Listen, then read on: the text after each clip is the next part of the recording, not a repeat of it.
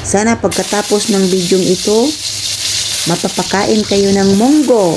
At least twice a week, pakain kayo ng munggo. Ano bang benepisyo ng munggo? Maliban sa mura, ito ay masustansyang pagkain. Maraming nagsasabi dyan, bawal daw kumain ng munggo ang mga may arthritis at rheuma. Mali daw po yun. According sa mga expert, sa mga doktor sa UP, pwedeng kumain ng munggo ang lahat ng may mga rheuma. Ito ay nakakabawas ng inflamasyon sa ating katawan. Ako ay 59 years old.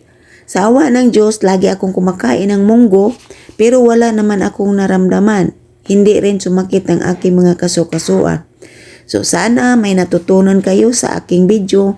Nakakatulong ito sa inyo. God bless us all.